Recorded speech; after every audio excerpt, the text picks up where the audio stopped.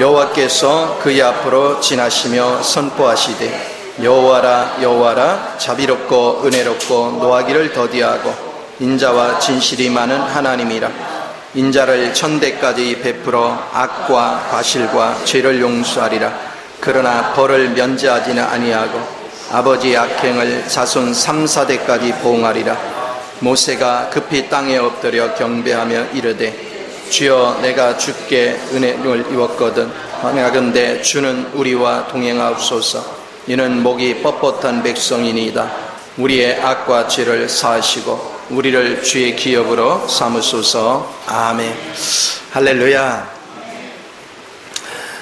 오늘 본문 말씀은 선포하시는 하나님에 대해서 우리가 경배하는 것, 그리고 또 하나는 하나님이 군대 대장으로 오셨다는 것에 대해서 우리가 경배하는 것에 대해서 봅니다. 여기 감사라고 써 있는데 경배를 제가 카톡을 쓸 때 잘못 써가지고 이거 타자 치는 사람이 알아서 할 줄 알았는데 안 했어요.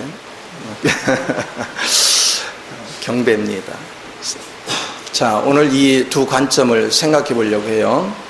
하나님의 선포하시는 말씀을 경배하는 것과 두 번째는 그분이 군대 대장으로 우리 가운데 오신 것에 대해서 내가 경배하는 이 두 관점들을 한번 생각해 보도록 하겠습니다. 오늘날 신앙생활하는 사람들을 이렇게 관찰해 보면 하나같이 누가 중심이 되냐면 자기가 중심이에요. 그게 참 안타까운 거거든요. 우리의 신앙이 발전이 없고 제자리 걸음을 하는 것은 다 자기가 중심이라서 그래요. 그리고 자기가 원하는 대로 하나님이 해주기를 바래요. 안 해주면 시험 들어요. 우리 예한이도요, 쟤도 막무가내예요. 지 엄마한테 지 요구사항을 얘기하잖아요. 들어줄 수 없는 걸 요구할 때가 있다고. 안 들어주죠. 아주 그냥 끝장을 봅니다. 땡깡을. 그래도 엄마가 굴복을 안 해. 잡히면 안 되거든. 그런데도 막 땡깡을 부려요. 아닌 것이.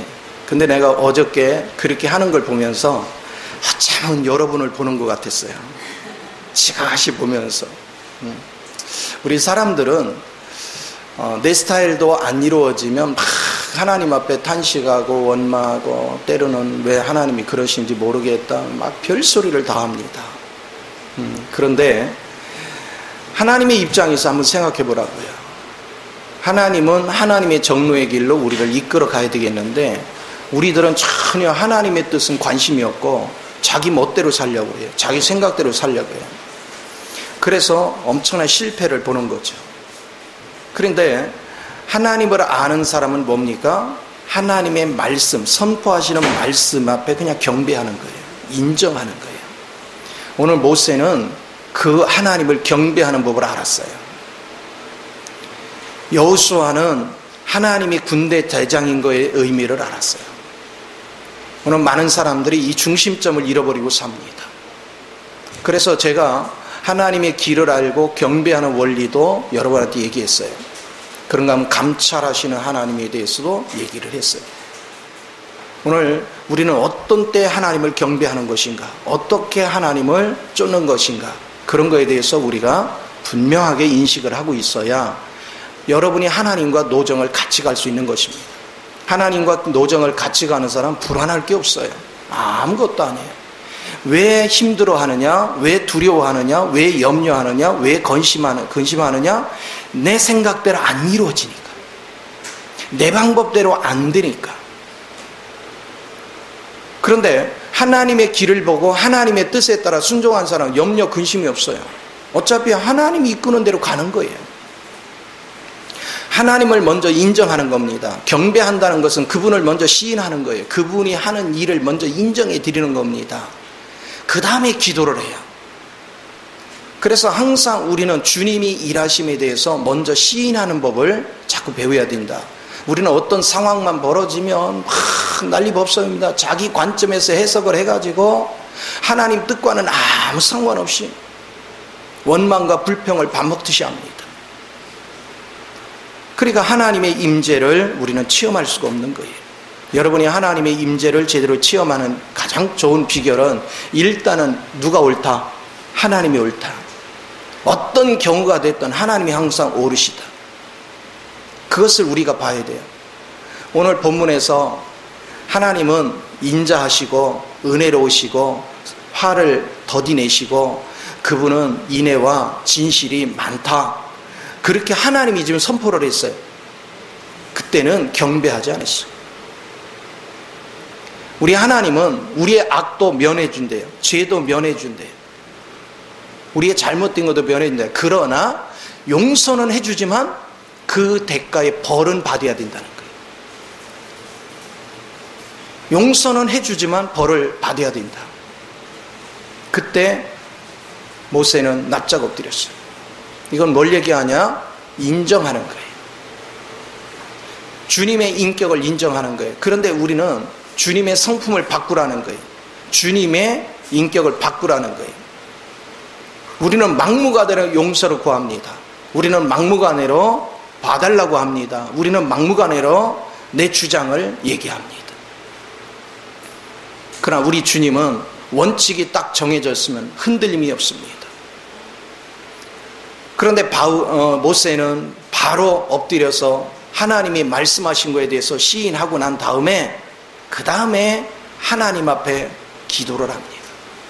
하나님, 이 백성이 목이 뻣뻣합니다. 이들의 죄과를, 이들의 형벌을 용서하시고 하나님의 기업으로 삼으소서. 이게 굉장히 중요한 것입니다. 일단 그분의 길을 인정해놓고 그 다음에 하나님께 우리는 기도할 수 있는 이런 자세를 가져야 돼요. 이런 자세가 여러분 삶 속에 항상 풍성해지면 항상 주권자는 하나님으로 남잖아요. 나의 주권자는. 그러나 그 주권자가 용서할 수도 있고 주권자가 형벌을 면해줄 수도 있고 주권자의 모든 권한이 그분에게 있어요. 그런데 우리는 막무가내로 그분한테 막 땡깡을 부립니다. 이렇게 해달라 저렇게 해달라. 오늘 주님께서는 이런 부분에 있어서 많은 것을 우리에게 깨닫게 합니다. 사실 32장에서 이스라엘 백성이 금송아지를 만들어 가지고 그거를 경배하고 그럴 때 하나님께서 산 위에서 모세와 대화를 하다가 넌 내려가라. 지금 40일째 되는 날 내려가라. 이 백성이 부패했다. 그래서 그들이 부패했기 때문에 내가 그들을 멸하겠다. 그때 모세가 태도가 뭡니까? 모세는 하나님 앞에 멸하기를 기대한 게 아닙니다. 모세는 하나님 앞에 하나님의 이름을 드높였습니다. 기도를 하는데도 무조건 용서해달라고 그렇게 한 것이 아닙니다. 이들을 멸하면 분명히 하나님께서 하나님이 애굽에서 그 크신 손과 편팔로 인해서 그 능력을 나타내셔서 내 백성을 저 젖과 꿀이 흐르는 땅으로 데리고 간다고 했는데 오시다가 이들을 다 멸해버리면 그때 한 말은 다 거짓말이 되지 않습니까? 그러면 애굽 사람들이 생각할 때 뭐라고 하겠습니까? 그들을 끌어다가 자기가 감당할 수 없으니까 애굽에서 다 죽였다 말할 거 아닙니까? 내 백성을 먼저 얘기한 게 아니라 하나님의 이름을 욕되게 하지 말라는 거예요. 하나님의 이름을 하나님이 거룩하게 나타내 달라는 거예요. 이 백성이 형편이 없고 이 백성이 죄 가운데 있지만 하나님의 이름 때문에 그들을 용서해야 되고 하나님의 이름 때문에 그들을 끝까지 구원하여 되시는 하나님의 그 모든 인격 앞에 그는 기도하는 것을 보게 됩니다. 이런 모세의 자세, 오늘 우리가 신앙생활하면서 항상 배워야 될 것이 바로 그런 것입니다. 저는 늘 생각할 때 어떻게 하는 것이 바른 신앙생활일까? 무엇이 하나님 앞에 진실하게 서는 것일까? 대부분의 사람들은 먹을 것, 입을 것, 마실 것만 관심이 있습니다. 무엇을 먹을까, 무엇을 입을까, 무엇을 마실까? 그래서 생활 속에 조금만 어려움이 있으면 하나님은 온데간데 없고 전부 다 자기 생각이 잡혀 있습니다. 그리고 이거 해결해 주세요, 저거 해결해 주세요. 매일같이 하나님의 주권은 관심도 없어. 하나님이 어떠하심에 대해서는 관심도 없고 자기 주관적으로만 매일같이 구합니다. 오랜 세월 동안 신앙생활을 하면서도 하나님이 누군지를 모릅니다. 하나님이 무엇을 원하는지를 모릅니다. 우리가 하나님의 이름 석자를 기억하는 게 굉장히 중요합니다. 하나님이라는 거룩한 이름 앞에 그분이 주권자입니다. 그분이 우주의 중심이 되십니다. 우리는 그분의 뜻을 바꾸라고 얘기하면 안 됩니다. 우리는 그분의 뜻을 인정해 드려야 됩니다. 우리는 그분의 이름을 높여야 되고 그분의 거룩함에 흠집이 생기지 않도록 기도로 올려드리는 법을 배워야 됩니다. 그런 다음에 그분의 성품인 긍휼과 사랑을 자극할 줄 알아야 돼요. 하나님의 긍휼함으로, 하나님의 사랑으로 이 백성을 긍휼히 여겨달라고. 이럴 때 하나님께서 우리를 다루시는 것입니다. 우리를 용서하실 수도 있고 우리의 모든 것들을 죄를 사해 주실 수도 있고 하나님께서 채찍을 들었다가도 내려놓을 수도 있는 것이고 하나님이 일하시는 방식은 그분의 인격을 인정해 드릴 수 있는 그 자세가 굉장히 중요하죠.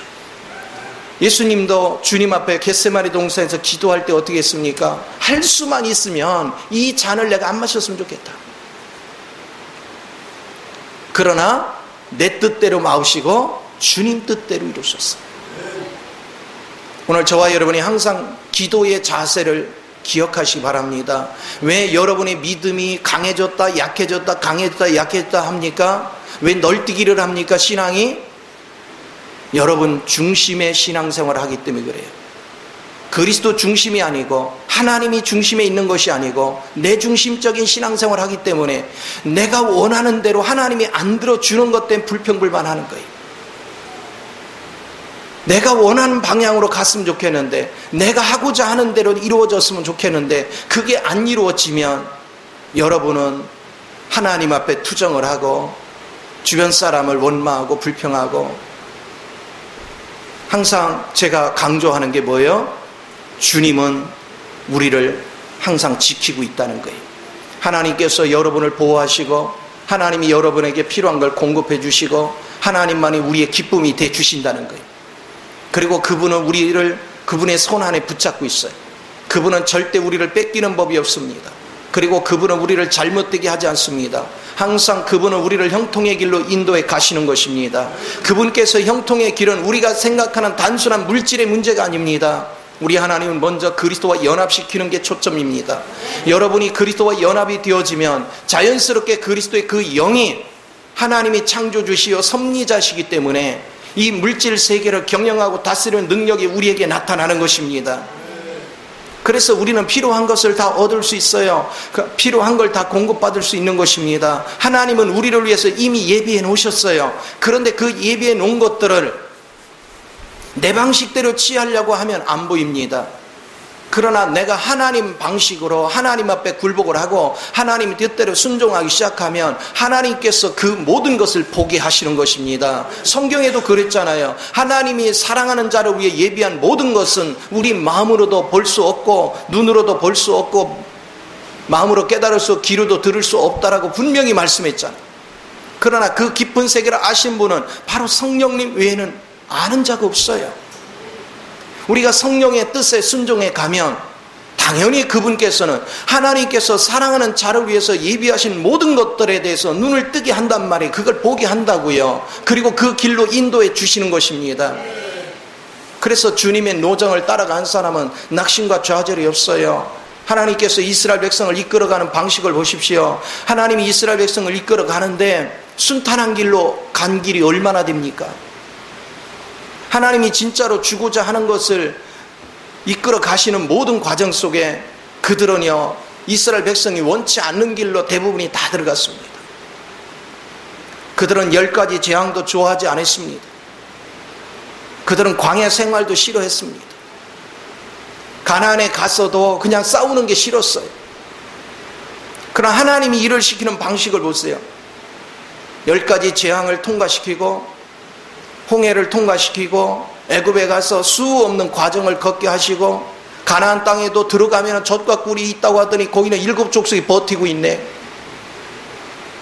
그런데 하나님께서 하나님이 직접 쫓아주신 게 아니라 우리로 하여금 그걸 내쫓게 했어요. 내가 주님을 의지할 때, 내가 주님을 마음에 모실 때, 내가 주님을 인도를 받을 때 우리는 물리칠 수 있는 힘이 있었습니다. 능력이 있었습니다. 내가 주님을 의지해서 대적을 물리치고 나면 이제 대적은 다시는 나한테 올 수 없습니다. 이유는 왜 그렇습니까? 내 안에 이미 그리스도 영으로 충만하기 때문에, 내 안에 그분이 나의 주인이 되어 있기 때문에 감히 그것들이 나를 건들 수가 없습니다. 그런데 우리들은 내 속에 나를 주님의 영으로 짜여지고 조성되게 하는 그 원리에 대해서 수없이 세뇌가 되도록 들으면서도 우리는 그런 게 귀찮은 거예요. 그런 게 힘든 거예요. 왜 자꾸 고생을 시키느냐 이거야. 왜 자꾸 광야로 끌고 가느냐는 거예요. 왜 우리를 헐벗게 만드냐는 거예요. 왜 힘들게 하느냐는 거예요. 하나님이 사랑이시면 하나님께서 무조건 주시하지. 그것은 잘못돼도 한참 잘못됐죠. 어린 자식을 길러보면 아이들은 단 거를 좋아합니다. 사탕을 좋아합니다. 초콜릿을 좋아합니다. 아이스크림을 좋아합니다. 그거 해달라고 해서 부모가 다 들어주는 부모는 그건 부모가 아닙니다. 제대로 된 부모는 아이들 몸을 생각해야 됩니다. 부모가 잘못된 부모는 어려서부터 아이들한테 핸드폰을 쥐어줍니다. 지멋대로 갖고 놀게 합니다. 부모가 제대로 된 부모는 절대 그렇게 하지 않습니다. 어려서부터 애들 눈 상하게 하지 않고 거기에 너무 빠지지 않게 하고 애들을 적당히 통제할 줄을 압니다. 우리 하나님께서 우리를 만들어 가시는 모든 과정 속에 하나님께서는 우리 욕구대로 절대로 들어주지 않습니다. 하나님은 우리의 모든 형편과 처지를 누구보다 잘 아십니다. 여러분 자신보다 우리 주님이 우리의 형편과 처지를 더 잘 아십니다. 그렇기 때문에 우리 하나님은 우리가 원하는 길로 절대로 인도하지 않습니다. 우리가 원하는 방법으로 일하지 않습니다. 하나님은 그분이 원하는 방식으로 일을 하십니다. 우리가 선포하시는 주님을 경배하는 원리는 뭘 얘기하냐? 주님이 뭐라 하든 무조건 우리는 아버지가 옳습니다. 주님 뜻대로 이루소서. 시인하는 법을 자꾸 배우는 게 경배입니다. 이제 여러분들이 하나님을 조금 좀 알고 그분과 교제를 하기 시작하면 하나님은 시키는 일마다 내가 별로 하기 싫은 일을 주로 시켜요. 그냥 그런 건 안 하고 싶은데 하라고 그래요. 어떤 사람은 정말 하는 행위를 보면 꼴도 보기 싫어, 가기 싫어. 근데 꼭 그런 사람 찾아가래. 왜 그럴까요? 하나님께서는 모든 영혼을 사랑하십니다. 그리고 여러분들이 하나님의 일꾼이 된다는 것은 내가 일꾼으로 내가 섬길 사람을 섬기는 게 아닙니다. 주님이 원하는 사람을 섬기는 겁니다. 주님이 내 마음을 주장하시고 주님께서 이끄는 대로 나는 나아가는 것입니다. 섬김의 자리로 나아가면 나아갈수록 하나님께서는 나한테 주고서 섬기라고 한 적이 한 번도 없어요. 아무것도 없는데 네가 하라, 네가 도와줘라, 네가 이끌고 가라. 그러면 참 대책이 않습니다. 근데 그전에는 하나님 주시면 하겠습니다, 내가 이렇게 기도했어요. 근데 이제는 알았어요. 내가 할 수 있는 것만큼씩 하나님 뜻대로 순종하기 시작할 때 성령님이 나와 함께 하는 걸 보기 시작한 겁니다. 이제 성령님이 그걸 감당할 수 있는 능력을 주시고 지혜를 주시고 끊임없이 나를 예수님이 이루신 모든 능력을 내 안에 공급해 주시기 시작합니다. 어느 순간에 보면 도저히 내가 할 수 있는 형편도 환경도 능력도 안 되는데 그냥 그 영이 내 마음에서 갈망을 주는 대로 순종하다 보니까 터널도 빠져나왔고 나 혼자 나온 게 아니라 다른 사람 다 이끌고 나오고 있는 거예요. 영혼들을 다 살릴 수 있는 그런 기반을 만드는 거예요. 주님 앞에는 답이 다 있습니다. 주님 앞에는 불가능이 없습니다. 우리는 다 모든 것을 자기 생각의 관점에서 판단을 합니다. 이래서 힘들고 저래서 힘들고 이래서 안 되고 저래서 안 되고 전부 다 자기 생각 속에 잡혀 있습니다. 그러나 하나님의 뜻 안에서 움직이는 사람은 아버지가 결정한 대로 죽어도 갑니다. 하나님이 뜻을 정했으면 하나님이 길을 인도하면 우리에게는 답이 없지만 주님에게는 길이 있단 말이에요. 주님에게는 답이 있단 말이에요. 이 길을 우리는 걸어갈 줄 아는 사람, 이 사람이 얼마나 존귀한 사람인지. 그래서 우리는 하나님 앞에 엎드리는 법을 자꾸 배워야 돼요. 내 생각의 관점에서 이렇게 조건을 달고 이거 해주시면 이렇게 하겠습니다, 이거 하면 순종하겠습니다, 그런 건 믿음이 아닙니다. 믿음은 하나님이 그렇다면 그냥 엎드리는 것입니다. 믿음은 하나님께서 그냥 뜻을 정하면 그대로 엎드려서 하나님 뜻대로 이루어지이다. 그런 다음에 우리가 기도하는 거예요. 왜 먼저 시인을 해야 됩니까? 나는 하나님의 뜻을 시인하지만 내게는 감당할 힘이 없습니다. 내게는 그럴 능력이 없습니다. 오늘 주님의 긍휼이 필요합니다. 주님의 용서가 필요합니다. 주님의 사랑이 필요합니다. 주님의 섬김이 필요합니다. 주님이 축복이 필요합니다. 주여 우리를 긍휼히 여겨 주옵소서. 모세는 그렇게 기도하는 거예요. 하나님, 이 백성이 목이 뻣뻣합니다. 이 백성이 마음이 둔합니다. 이 백성이 깨닫지 못합니다. 하나님이 이들을 긍휼히 여기지 않는다면, 하나님이 은혜를 베풀지 않는다면 한 명도 살아날 수가 없습니다. 그렇게 된다면 이 백성이야 망하면 그만이겠지만 하나님의 이름은 어떻게 할 것입니까? 하나님이 이 백성을 젖과 꿀이 흐르는 땅으로 인도한다고 하지 않습니까? 이 백성을 광야에서 멸한다면, 내 백성이야 워낙 부패됐으니까 할 말 없지만 하나님의 그 거룩함은 어떻게 하실 겁니까? 하나님의 그 약속은 어떻게 하실 것입니까? 하나님의 이름을 위하여 이 백성을 용서하소서, 이 백성을 긍휼히 여기소서, 이 백성을 붙잡아 주옵소서. 이게 모세가 기도하는 방법이에요. 저는 오늘날 하나님 앞에 항상 그런 마음을 가지고 기도하는 거예요. 제가 왜 경배 시리즈를 쭉 여러분한테 하고 있습니까? 사람들이 하나님을 섬기는 법을 몰라.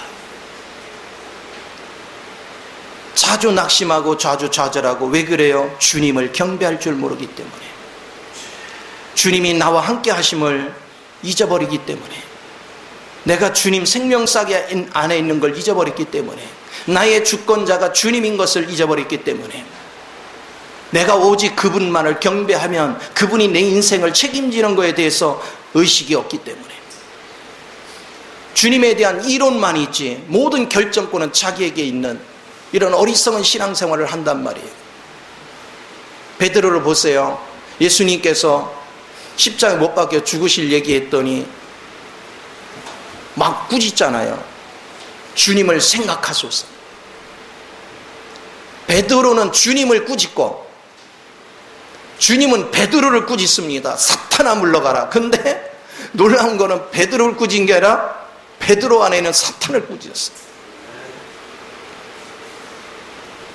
왜 우리가 하나님을 주권자로 인정하지 않습니까? 왜 생활 범사에서 그분을 능력을 나타내지 않습니까? 왜 그분을 높여드리지 않습니까? 우리 속에 사탄에 의해서 쏟기 때문에 그래요. 내가 사탄에 의해서 끌려다니기 때문에. 여러분 마음이 왜 열정이 식어집니까? 왜 영이 소멸돼 갑니까? 여러분이 자꾸 왜 여러분의 믿음이 바닥을 칩니까? 전부 다 자기 중심적인 신앙이기 때문에. 주님 중심의 신앙인은 가면 갈수록 영이 충만해집니다. 가면 갈수록 확신이 넘칩니다. 가면 갈수록 자신감이 넘치는 것입니다. 그런데 자꾸 환경에 의기소침하고 환경에 넘어지고 좌절하고, 그건 신앙이 아닙니다. 우리는 다른 사람과 비교하는 신앙이 되지 마요. 어쩌면 여러분이 다른 데 가면 1등 신앙일 수도 있어요. 그건 중요한 게 아니에요. 가장 중요한 건 내가 주님 앞에 정직히 섰느냐는 거예요. 하나님이 인정하는 길을 걷고 있느냐는 거예요. 내가 하나님의 여정에 분명히 서 있습니다. 우리는 세월을 허비하지 말고 어떻게 하든 그분을 좀 더 깊이 인식을 하는. 저도 똑같은, 여러분과 똑같은 성정을 가졌습니다. 똑같이 피곤하면 피로를 느낍니다. 물질이 부족하면 물질의 메마름을 느낍니다. 모든 것들이 똑같습니다. 누가 힘들게 하면 나도 힘듭니다. 다 똑같아요. 그런데 차이점이 딱 하나입니다. 나는 주님을 전적으로 의지하는 것입니다. 어떤 상황이 벌어져도 하나님께서 이 모든 것으로부터 나를 보호하신다. 나의 주권자는 주님이시고 내 생명은 주님이시고 나의 주체가 주님이시고 내 주인님이 주님이시기 때문에 내가 염려할 사양이 아니다. 나는 더욱더 힘든 문제가 닥칠수록 주님 안으로 빨려 들어가는 것입니다. 그리고 주님 안에 가서 그럽니다. 하나님이여 저를 축복하사 주님이 원하는 길로 인도하소서. 그 확신 속에서 여러분이 사는 법을 자꾸 배우는 것입니다. 마귀한테 속는 사람의 특색은 자기 머리로 계속해서 이러쿵저러쿵 말을 합니다. 그러니까 귀신을 부르는 거예요. 귀신을 가재나 어려운데 귀신까지 막 불러드립니다. 내가 이러쿵저러쿵 하나님은 온데간데 없습니다. 자, 그러니까 귀신이 아는 거예요. 제발아, 주인님이 없나 봐. 야, 요때 내가 들어가야지. 내가 이때 들어가야지. 지난번에 나 혼자 있다가 탕토 다쳤는데 야, 우리 같이 가자. 그래, 떼거지로 끌고 들어와. 그래, 우리 삶을 황폐하게 만들어. 그래서 여러분이 믿음으로 말을 선포하지 않고 부정직하고 여러분이 원망 불평하고 낙심하고 좌절할 때마다 더욱더 귀신의 영이 활활 타는 거예요. 그러니까 어떻게 될까요? 귀신의 영이 타면 탈수록 말씀이 맛이 없어지기 시작해. 말씀이 박한 식물로 변화되기 시작해. 그게 무슨 얘기입니까? 지금 귀신이 충만하다는 뜻이에요. 하나님 앞에 붙들리는 사람은 시간이 가면 갈수록 더욱더 주님을 의지하기 때문에 문제가 올수록 더 영이 충만해져. 왜 그럴까요? 내 주인이 앞에 주인 품으로 가는 거예요. 문제가 터지면. 잘 모르면 저희 아내한테 물어봐요. 문제가 오면 어디로 가나? 쟤는요, 엄마부터 찾습니다. 혼을 맞고도 또 엄마 찾습니다. 엄마가 혼냈는데도 엄마 품으로 막 파고듭니다. 믿음이 얼마나 좋은지 모릅니다. 근데 오늘날 우리들은 이상합니다. 문제만 터지면 집 밖으로 갑니다. 자꾸 주님 밖으로 갑니다. 멀리 떠납니다. 탕자한테 갑니다. 그래 놓고 자기가 믿는데요. 그건 믿음이 아닙니다. 문제가 올수록 영이 충만하고 문제가 올수록 말씀이 달콤하고 문제가 올수록 여러분이 하나님의 전이 즐겁고 유쾌해지면 여러분이 정식적으로 하나님을 사랑하고 사는 사람이에요. 그 길을 보지 못한 사람은 패배자입니다. 쭉정이 인생을 사는 거예요. 신앙은 가면 갈수록 위기가 닥치면 닥칠수록 어려움이 오면 올수록 내게 의지할 분은 주님밖에 없구나. 내게 답은 주님밖에 없구나. 끊임없이 여러분을 주님을 의지하고 주님을 입술로 부르고 그 주님 안에 안식하면 할수록 얼마나 자유해지는지 우리는 이것을 봐야 됩니다. 대부분의 사람들이 어려움이 딱 닥치니까 주님이 없더라고요. 어려움에 딱 닥치니까 주님은 아무도 없어. 그래서 어디들 갔나 그랬더니 탕자하고 놀고 있더라고. 집 밖에 나가서 기도하더라고. 그냥 아버지 품에 안기면 간단한데. 오늘 여러분이 집 안으로 다 들어오시기 바랍니다. 우리 옆 사람한테 얘기해요. 어딜 방황하십니까? 들어오세요.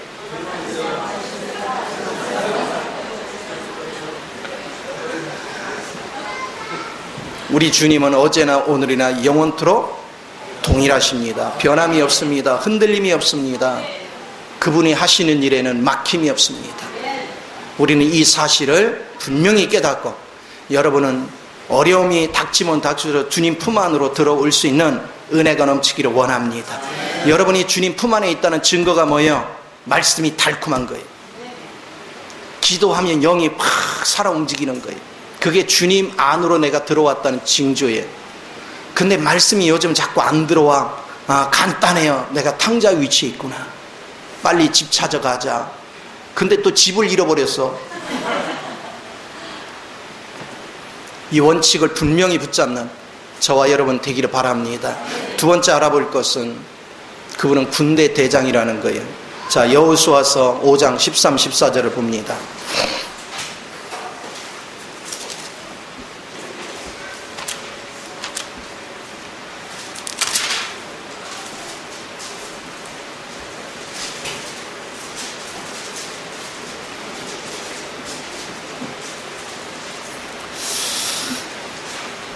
자, 한 목소리 한번 읽어봅시다. 자, 시작. 여호수아가 여리고에 가까이 이르렀을 때에 눈을 들어본즉 한 사람이 칼을 빼어 손에 들고 마주 서 있는지라. 여호수아가 나아가서 그에게 묻되 너는 우리를 위하느냐 우리의 적들을 위하느냐 하니 그가 이르되 아니라 나는 여호와의 군대 대장으로 지금 왔느니라. 여호수아가 얼굴을 땅에 대고 엎드려 절하고 그에게 이르되 내 주여 종에게 무슨 말씀을 하려 하시나이까. 아멘.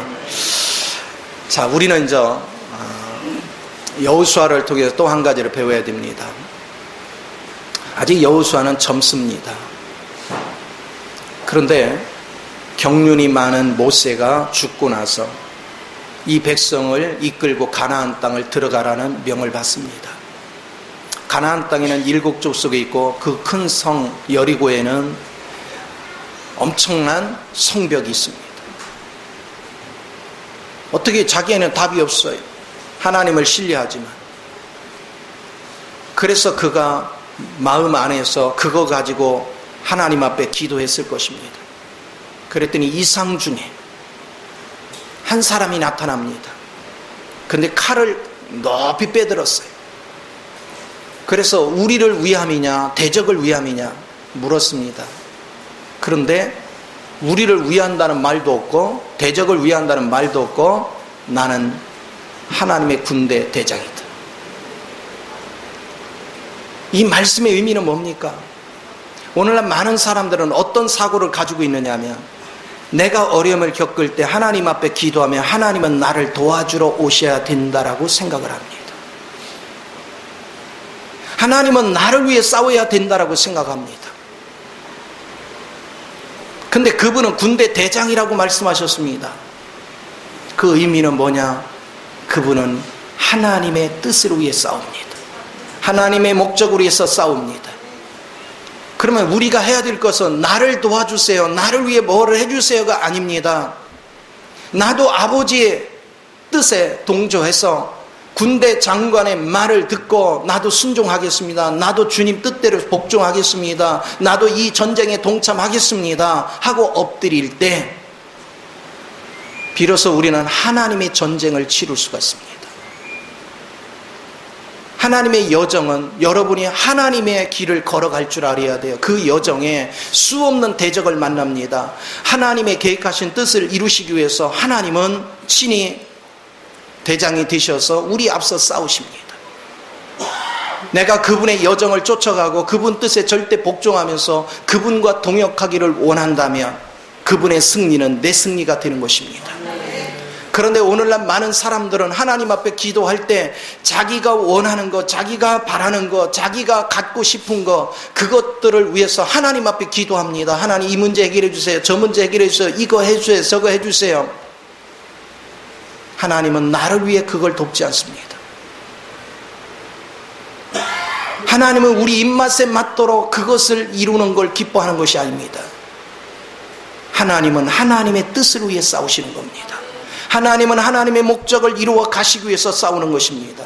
그래서 하나님은 대적을 위해서도 아니요 나를 위해서도 아닙니다. 오직 우리는 뭐냐? 그분의 뜻에 맞춰서 그분 앞에 내가 굴복하면, 그분 앞에 복종하면 그분의 전쟁에 나도 동참하는 것이 되는 것입니다. 그러면 자연스럽게 나는 하나님 편에 있는 거예요.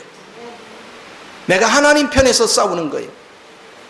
오늘 우리 인생은 두 가지 길밖에 없어요. 사단 편에서 싸우느냐 하나님 편에서 싸우느냐. 우리의 선택은 분명해야 됩니다. 여러분은 누구를 위해서 싸울 것입니까? 여러분은 하나님 편을 위해서 싸울 것입니까? 마귀 편을 위해 싸울 것입니까? 이걸 결정하라는 것입니다. 내가 너를 도우러 온 것이 아니다. 대적을 위한 것도 아니다. 나는 군대 장관으로 왔다. 나는 군대 대장으로 왔다. 그 말뜻은 너를 돕기 위해서 하나님의 군대가 동원되지 않는다. 오직 하나님의 군대는 아버지의 뜻을 이루기 위해서 아버지의 길을 가는 것이다. 그 목적을 위해서 가는 것이다. 그렇다면 네가 해야 될 일은 내게 복종하면 나와 함께 하나님 편에 싸울 것이고 네가 내게 복종하지 않으면 너는 대적 편에 있을 것이다. 이 말씀의 핵심이 여기에 있습니다. 그때로부터 우리는 모든 전쟁은 내 머리로 이제 구상하면 안 돼요. 절대적으로 군대 대장이신 주님의 뜻대로 우리는 절대적으로 순종하는 신앙이 되어야 됩니다.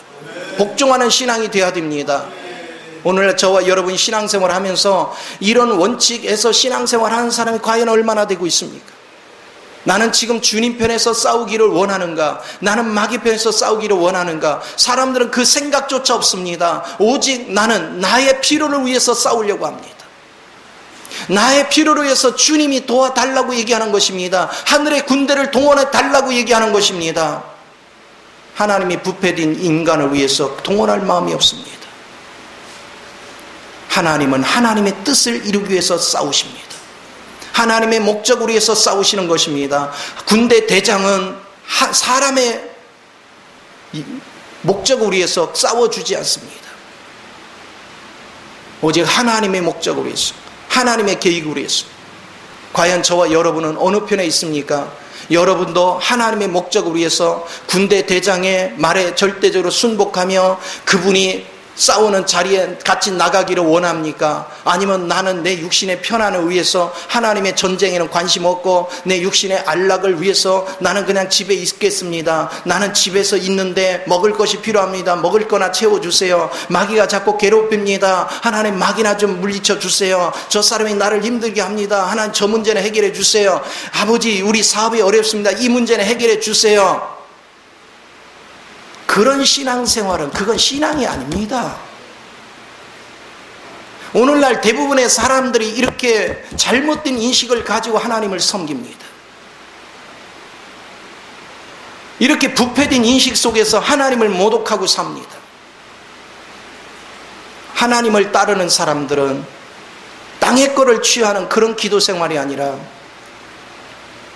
주님이 군대 장관으로 오셨으니 저도 주님 뜻에 순복하고 아버지의 목적을 위해서, 아버지의 뜻을 위해서 주님 편에서 같이 싸우겠습니다. 같이 순종하겠습니다. 같이 이 노정을 가겠습니다. 이 노정의 길이 피 흘리는 길이요, 이 노정의 길이 고통의 길이요, 이 노정의 길이 배고픈 길이요, 이 노정의 길이 우리 가족에게 엄청난 고난과 아픔이 올지라도 나는 그 길을 가겠습니다. 나는 그 여정 위에 있겠습니다. 내 가족은 주님 앞에 의탁합니다. 나의 생활은 주님 앞에 의탁합니다. 나의 모든 과정은 주님 앞에 의탁합니다. 오직 나는 주님 앞에 굴복하여 주의 나라를 위해서, 주의 영광을 위해서, 주님의 뜻을 위하여, 주의 목적을 위해서 이 전쟁에 동참하기를 원합니다. 이 마음의 중심을 가질 때 우리 하나님께서 우리 편에서 일을 하시는 거예요. 우리가 주님을 위해서 싸우지 않는데 하나님께서 왜 우리 거를 들어줘야 돼요? 주님이 우리를 택하여 부르신 목적이 뭡니까? 우리를 그분의 성전 삼으려고, 그분의 신부 삼으려고. 대적이 내 안에도 있고 내 밖에도 가득 차 있어요. 내 육신의 문제가 아니고 하나님의 뜻을 이루어야 되겠는데 내 속에서부터 문제가 생겨. 내 속에 있는 이 대적들이 내가 하나님의 뜻을 이루는 일에 방해 요소가 얼마나 되는지 몰라. 그러니까 여호수아는 하나님께 엎드려서 내게 무엇을 말씀하시려나이까? 이 질문은 뭡니까? 아버지가 하시고자 하는 뜻이 뭡니까? 나는 그 길에 순종하기 원합니다.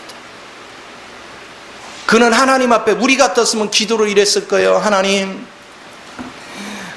모세가 죽고요, 나한테 이 많은 백성들을 이끌고 가나안 땅을 정복하라고 하는데 저는 힘이 없습니다. 저는 능력이 없습니다. 저를 위해 싸워주세요. 저를 도와주세요. 아마도 이렇게 기도했을 거예요. 그러나 여호수아는 그렇게 하지 않았어요. 그가 군대 장관이란 말과 동시에 그렇다면 내가 이분 뜻에 순종하면 이분께서 모든 길을 인도하겠구나. 왜 이런 인식을 갖습니까? 내가 부름받은 것이 나를 위함이 아니라 주를 위하여 내가 부름받았거든요. 내가 하나님 앞에 선택받은 것은 나를 위함이 아니라 주를 위한 것이거든요. 내가 주를 위해서 드려질 때 주님은 주님 자신을 나한테 주시는 것입니다. 결국은 내가 주를 위해서 드려지는 것만큼 주님 자신을 나한테 주시기 때문에 이게 진짜 축복인 것입니다. 오늘 하나님은 우리에게 그분 자신을 주시기를 원해요. 그래서 날마다 그것을 생각하는 것입니다.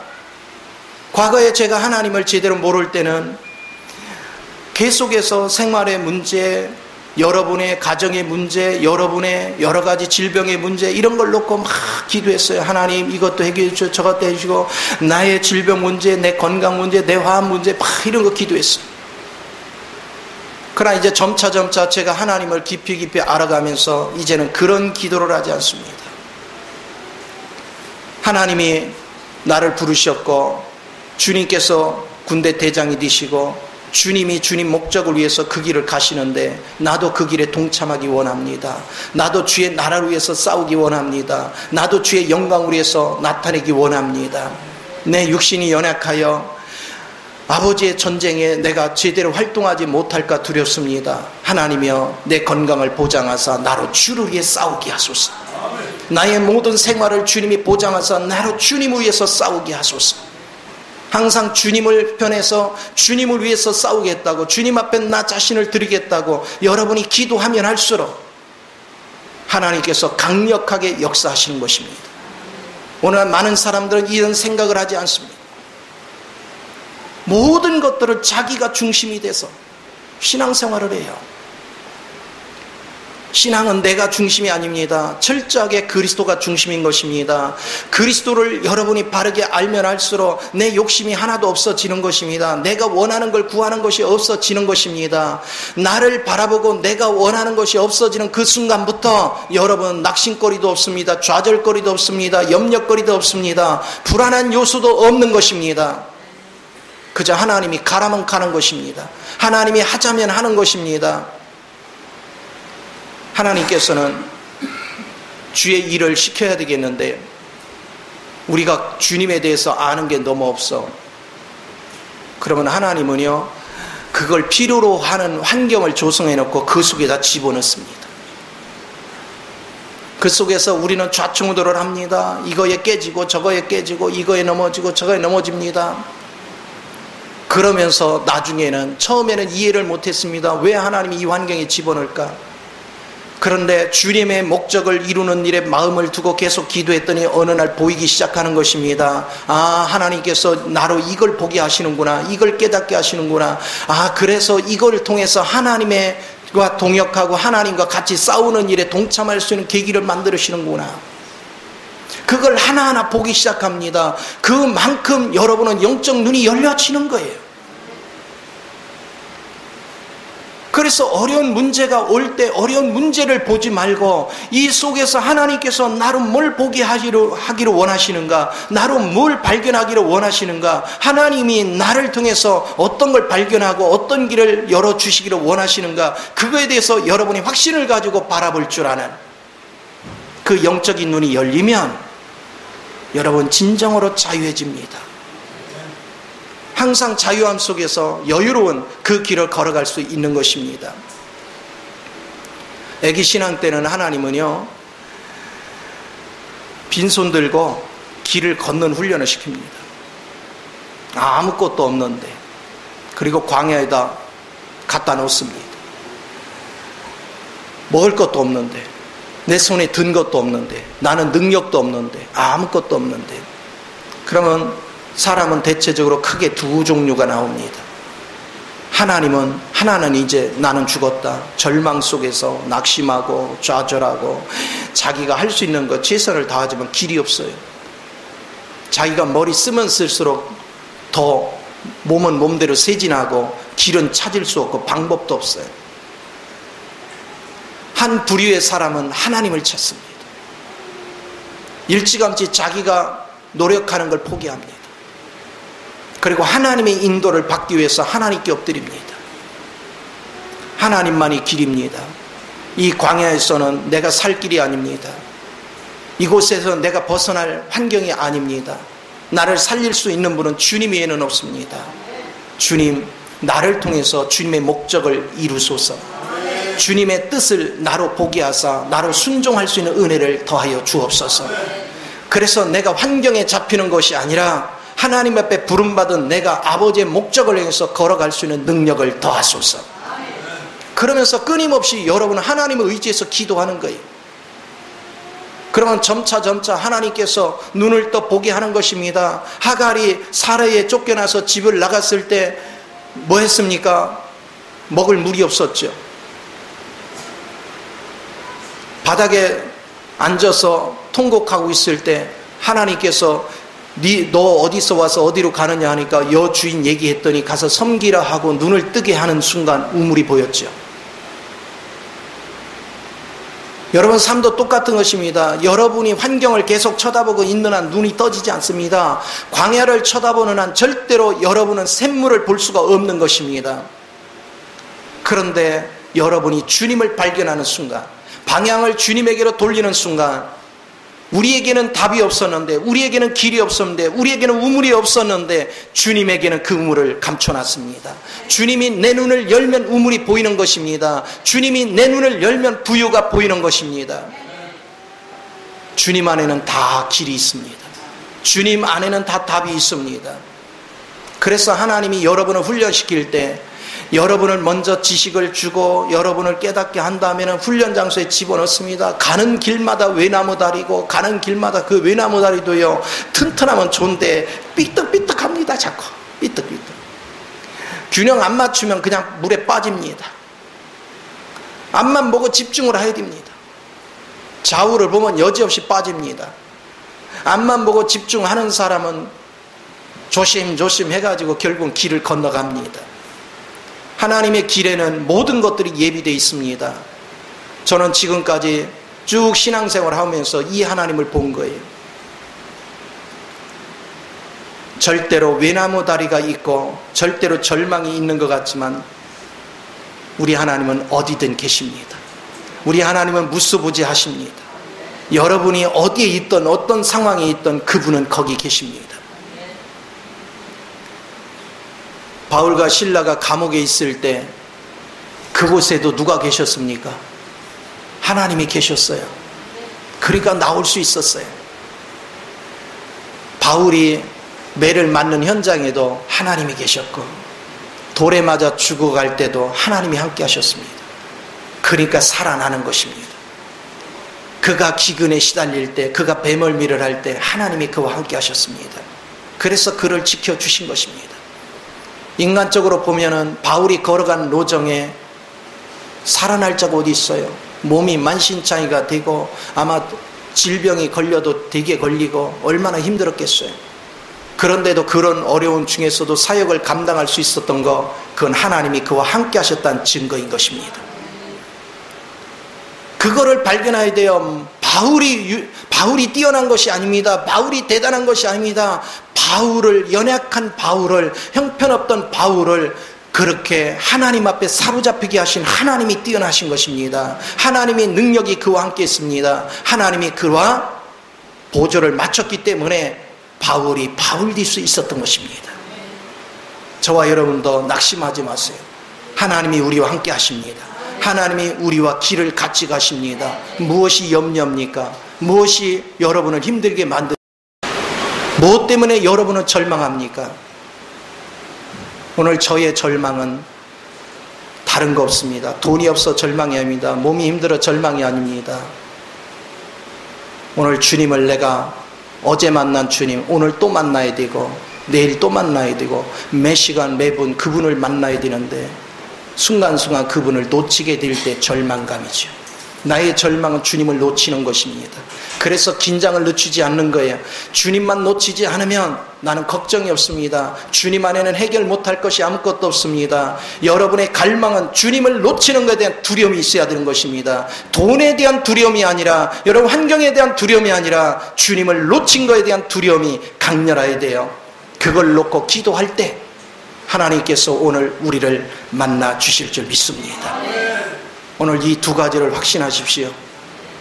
그분의 선포하심은 아버지의 뜻을 이루는 것입니다. 무조건 시인하고 그분께 엎드리십시오. 그 다음에 구할 거 있으면 긍휼을 구하십시오. 그 다음에 그분이 군대 장관입니다. 그분 따라가고 복종하면 우리는 하나님의 여정을 가는 겁니다. 우리가 부름받은 건 하나님 여정 가려고 부름받은 거예요. 그분 뜻대로 순종하면 여러분은 어느 날 어둠의 세력은 물러가고 하나님의 능력으로 새롭게 세워질 줄을 믿습니다. 이 복을 다 누리시기를 예수 이름으로 축원을 드립니다. 기도하겠습니다.